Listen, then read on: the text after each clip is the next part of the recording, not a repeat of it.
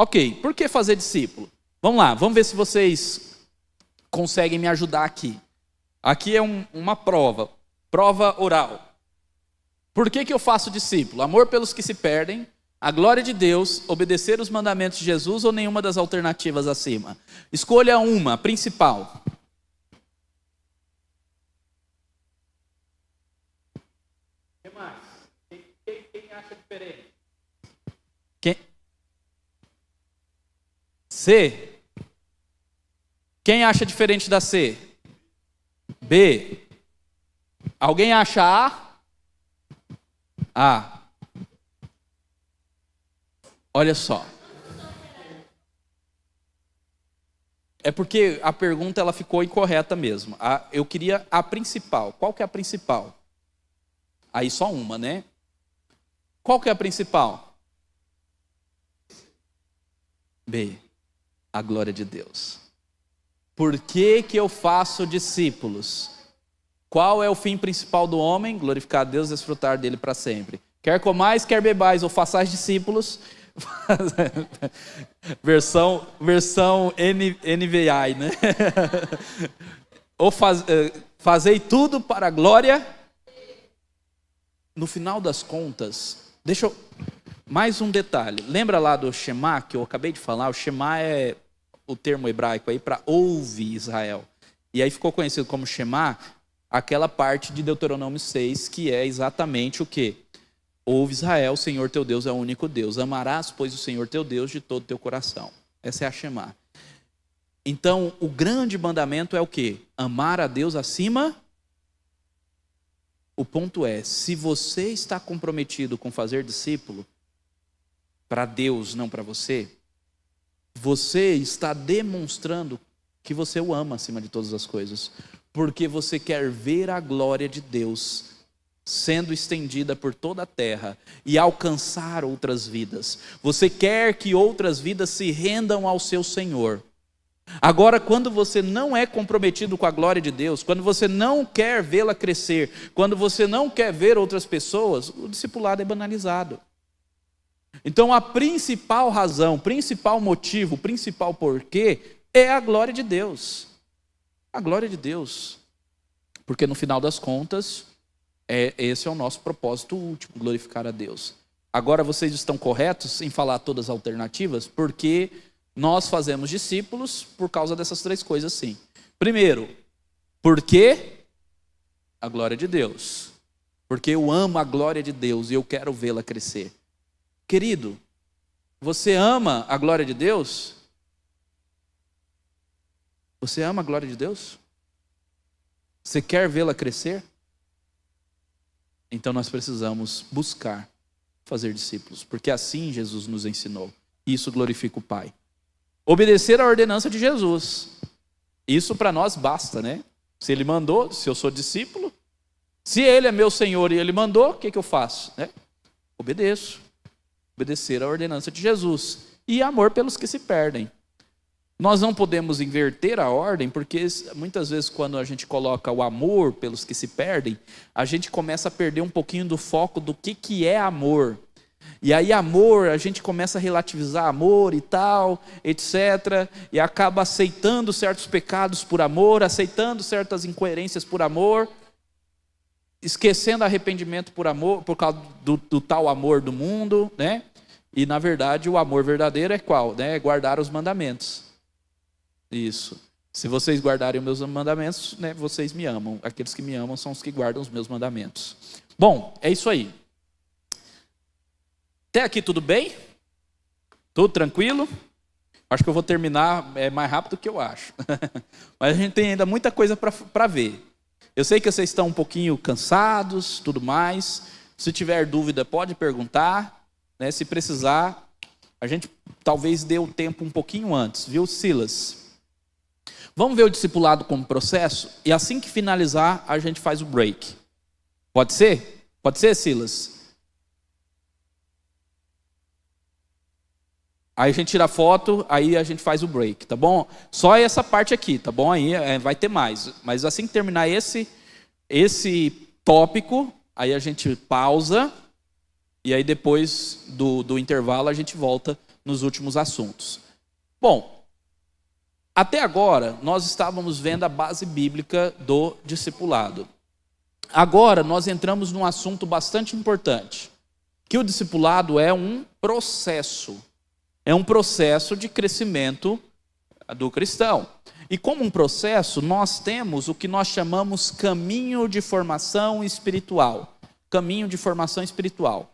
E esse caminho de formação espiritual nos ajuda muito, principalmente em entender aonde estão os discípulos ou aqueles que eu estou acompanhando no discipulado.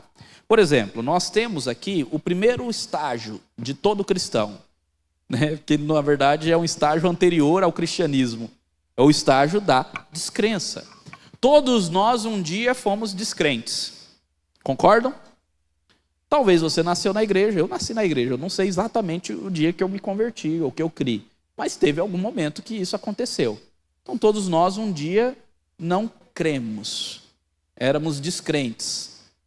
E aí, passado esse período, alguém falou do evangelho para nós fomos para a crença.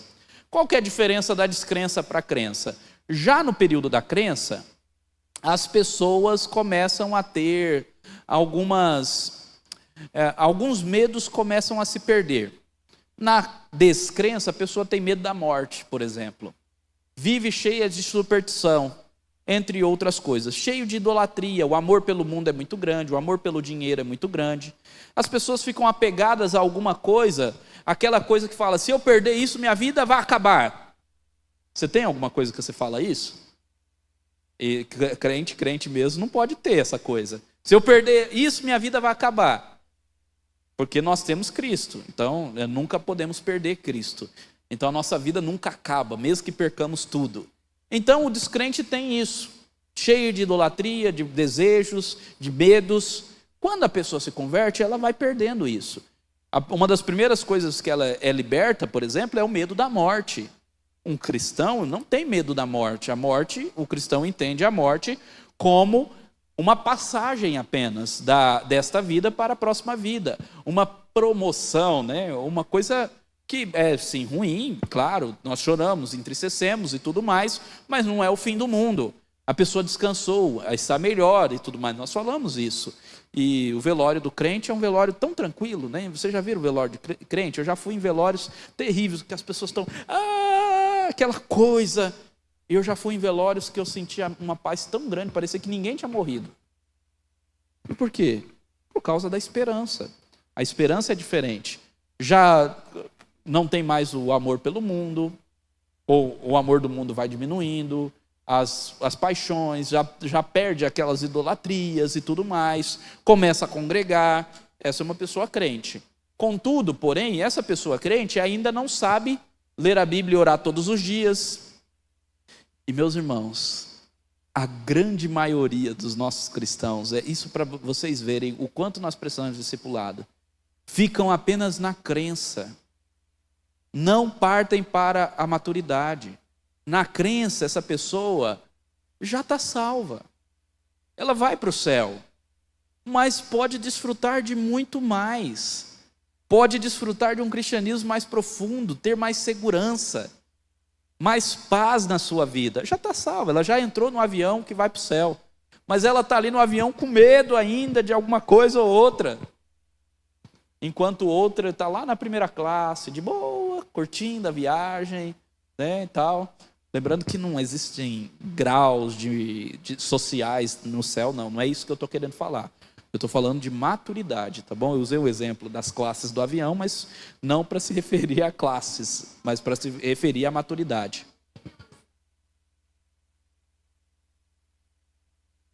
A identidade que nós somos em Cristo, ela é muito importante, só que ela é a primeira coisa que um convertido ganha, uma nova identidade. A identidade que nós ganhamos é a identidade de filho. Recentemente eu tive um aconselhamento com um rapaz e nós conversamos sobre isso. E eu falei, quem você é em Cristo Jesus? Porque antes de você ter um propósito, uma direção para a sua vida, você precisa saber quem você é. E você, segundo as Escrituras Sagradas, você é o filho, você é servo, E você é mordomo de Deus. 3 coisas que são destacadas: filho, servo e mordomo. Então, como filho de Deus, eu sou amado. Eu posso chamá-lo de pai. Isso faz toda a diferença. Então, já na crença, essa convicção entra no coração. Contudo, só na maturidade que vai se desenvolver mais. Então, uma pessoa que ainda não ora, não lê a Bíblia todos os dias, que ainda não consegue servir num ministério, porque ainda é incipiente. Então, ainda não aprendeu a servir, não aprendeu a usar os seus dons, está precisando de discipulado. E aí, depois da crença, essa pessoa, então, vai para um período mais maduro, a maturidade. A maturidade já é uma pessoa que lê a Bíblia e ora todos os dias. É uma pessoa que já descobriu os seus dons e já começa a usá-los, seja na música, no ensino, na misericórdia, na contribuição. Alguém que contribui, por exemplo, que dá os dízimos corretamente e ajuda na igreja e serve nos ministérios da igreja, nos eventos da igreja e, de certa forma, já até consegue falar de Cristo ao seu amigo e se envolve com evangelização. É uma pessoa madura. Observe que muita gente da igreja ainda não está nem na maturidade. E vamos fazer uma autoanálise. Como estamos nós? Já oramos e lemos toda a Bíblia todos os dias? Somos fiéis dizimistas? Conseguimos evangelizar os nossos amigos? Olha só como nós precisamos de discipulado intencional. E aí, essa pessoa da maturidade, ela ainda precisa avançar. Ela precisa começar a liderar outras pessoas, porque na maturidade ela serve muito bem, é uma boa servidora, é uma pessoa ativa de certa forma, mas não é uma pessoa ainda que lidera. Existem outras características da maturidade. Maturidade não se resume a muito conhecimento bíblico e não apenas a serviço, tá bom? Maturidade diz respeito a aplicar de maneira correta a palavra de Deus, entre outras coisas. Então não entendam que a pessoa é madura só porque ela serve muito. Pode existir uma pessoa que faz muita coisa na igreja e é imatura em cristianismo, tá bom? Pode existir uma pessoa que tem muito conhecimento bíblico e ainda assim é imatura. Então, maturidade tem a ver com a maneira que você aplica o conhecimento bíblico que você aprendeu para ter uma vida cristã à semelhança de Cristo. Uma vida imitando a Jesus Cristo, tá bom? Mas essa pessoa, saindo agora da maturidade, ela precisa começar a liderar outras pessoas. E aí surge o 4º estágio, liderança. Liderança é aquele estágio das pessoas que vão acompanhar, cuidar de um grupo, liderar um ministério, por exemplo. Agora observe, às vezes você lidera um ministério e não necessariamente você discipula. Vou dar um exemplo, o líder do ministério de música. Um líder do ministério de música pode discipular e deve pastorear o grupo, mas ele pode liderar o ministério de música apenas com a técnica. Por ele ser um músico, ele consegue liderar. Fulano vai ficar com as cifras, a partitura, ciclano vai ficar com os horários do ensaio, todo sábado, tal hora, vocês vêm para a igreja para a gente ensaiar, esse domingo é tal banda, outro domingo é outra banda, vocal assim, liderou, está fazendo o seu serviço de liderança. A pergunta é, está discipulando? Ainda não. Então nós temos um último estágio. Qual que é o último estágio? Discipulado. De ser um discípulo engajado. É o estágio de discipular. Agora sim essa pessoa está multiplicando, ela está treinando novos líderes. É uma pessoa que vai trabalhar na vida de outras pessoas a fim de que essas pessoas façam o mesmo. Então chegou no estágio final. Esse é o estágio. Agora o que é legal é porque nós temos características de cada um desses estágios e nós temos algumas coisas para fazer. Por exemplo, se a pessoa está na descrença, o que eu preciso fazer? Evangelizar. Então, na descrença, evangelize. Se a pessoa já está na crença e nós precisamos levá-la para a maturidade, o que eu preciso fazer? Discipular. Discipule. Lembrando que existe um sentido discipulado que é tudo. A evangelização também é discipulado. Mas você discipula, né? A pessoa está na maturidade, agora precisa ir para liderança. O que essa pessoa precisa? Capacitação. Ela precisa ser capacitada, que também é discipulado, tá bom? O discipulado também tem capacitação, mas só mudando os termos aí. Então, capacite para que ela se torne liderança. Como? Treinamento, curso, capacitação. Ok. Essa pessoa foi capacitada, está na liderança, está desenvolvendo a liderança, mas ela ainda não se tornou uma líder de um grupo de discipulado para fazer o mesmo na vida de outros. O que essa pessoa precisa? Ela precisa do envio. Envie, comissione, designe. Essa pessoa delegue. Essa pessoa precisa que você chame ela e fale: olha, lidere. Você pode usar o termo liderar também. Você precisa discipular. Escolha 3, 4 pessoas para você acompanhar. O material é esse. Toma, dá. É assim que você vai fazer. Ensine, claro, capacite. Se ela já te acompanhou, você já viu o que eu fiz com você, agora vai e ensine outros. Não foi isso que Paulo fez com Timóteo? A maneira que você viu e ouviu, a maneira que eu fiz com você, agora vai e faça com outros. Eu vejo isso em você. O livrinho Formadores de Heróis, eu já citei ele ontem, Dave Ferguson, livro sobre plantação de igreja, fala de discipulado também. O Dave Ferguson, ele fala que nós precisamos formar heróis, não nós sermos os heróis. A ideia é bem simples. Você precisa treinar novos líderes. Agora, você não treina novos líderes para liderarem só os ministérios. Você treina novos líderes para treinarem novos líderes. Essa é a grande sacada. Porque o processo ele sempre vai continuar.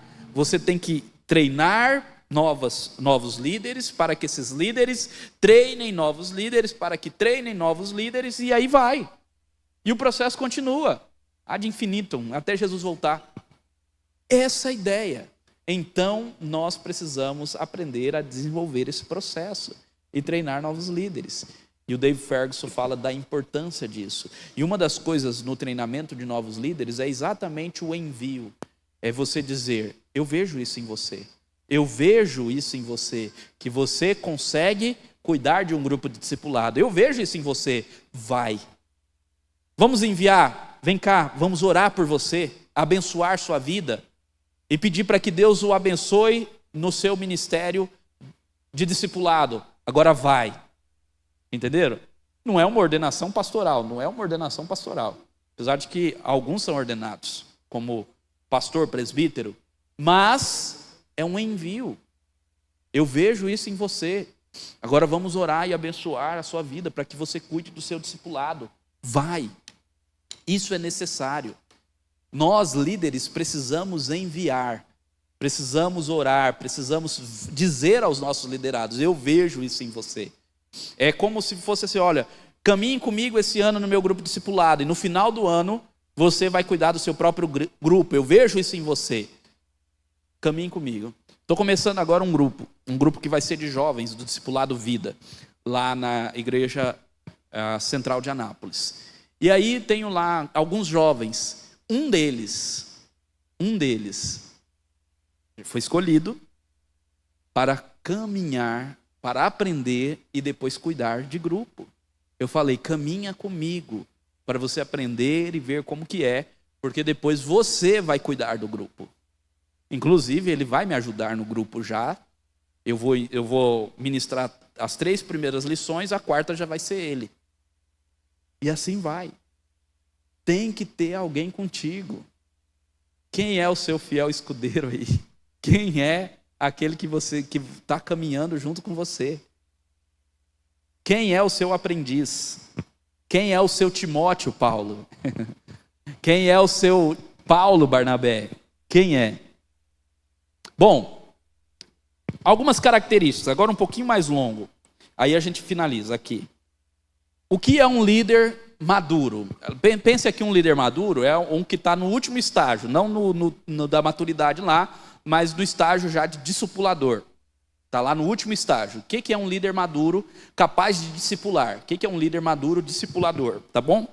Entenderam? Líder maduro aqui é esse que está no último estágio aqui, ó, de discipulador. Nesse estágio aqui, ó. Quem é esse líder? O líder maduro aqui eu tiro literalmente do livro do Randy Pope, tá bom? O líder maduro e capacitado guia a si mesmo e na sua própria caminhada com Deus, o que inclui estudo da palavra, oração e vida missional. Então ele tem uma vida cristã coerente. Ele consegue viver a sua vida cristã guiando a si mesmo, claro, através da palavra, do Espírito Santo, mas ele desenvolve a sua vida cristã. Um líder maduro e capacitado tem um hábito forte e consistente de adoração pessoal. Você não consegue alimentar outros se você mesmo não foi alimentado. Então ele se alimenta. Um líder maduro e capacitado tem um espírito humilde e ensinável. Nenhum de nós chegou lá. O processo de santificação dura a vida inteira. E se alguém se acha pronto para liderar, porque não tem mais nada a aprender, não, eu tenho que liderar um grupo, porque eu não tenho mais nada a aprender. Provavelmente essa é a última pessoa que você deve desejar que lidere o grupo. Porque se ela não é ensinável, se ela tem esse sentimento que não tem mais nada a aprender, só ensinar, ela não é a pessoa ideal para um grupo. Um líder maduro e capacitado lidera bem sua família, o que inclui tempo devocional e adoração consistente em família, a prática de princípios para se ter um casamento saudável e a busca por levar os seus filhos a Cristo. Um líder maduro e capacitado é disponível. Ele demonstra o compromisso de dar os seus preciosos recursos, tempo, dinheiro e energia, para que outras pessoas possam conhecer melhor o Senhor. Um líder maduro e capacitado tem profundidade nas áreas de conhecimento, habilidades, caráter e visão da vida cristã. Isso não significa que um líder deve ter todas as respostas. Sabedoria é mais importante do que conhecimento. Um líder maduro e capacitado teve treinamento ou experiência com a dinâmica e a liderança de grupos. Para você liderar grupo, você precisa de capacitação, treinamento. Não, eu já consigo.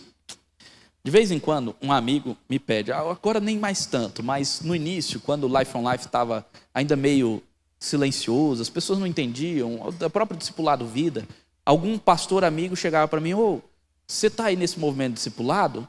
Me manda a apostila que eu quero dar uma olhada para aplicar lá na minha igreja.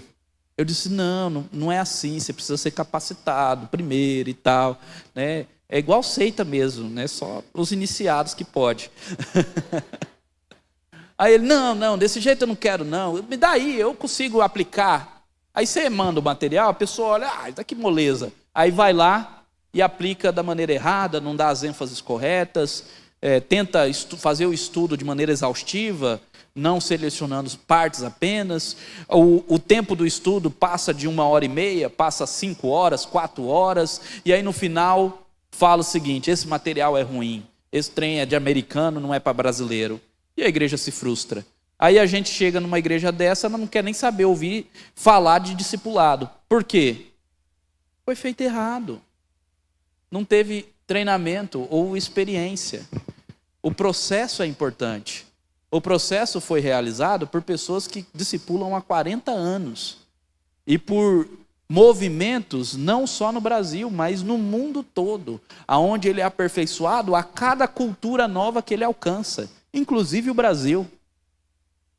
Um líder maduro e capacitado demonstra a disposição de ser vulnerável, de compartilhar erros, fraquezas, com honestidade de abertura. Quando você vai liderar um grupo, você precisa compartilhar também seus erros. Senão você vai ser um santo no meio de pecadores e isso vai impedir o crescimento do seu grupo. O líder maduro e capacitado presta conta a outros. Você precisa de ser discipulado também, ser mentoreado, cuidado, pelo menos pelo seu pastor, né? Então presta contas a outro. Um líder maduro e capacitado sabe o objetivo do grupo, tem clareza a respeito do propósito do grupo, conhece a situação de cada membro em sua caminhada com Deus e sabe como fazê-los avançar. Pastor, como eu sei como fazê-los avançar? Através das capacitações, entre elas essa daqui. Pelo simples fato de você entender o caminho da formação espiritual, isso já te ajuda. Legal, né?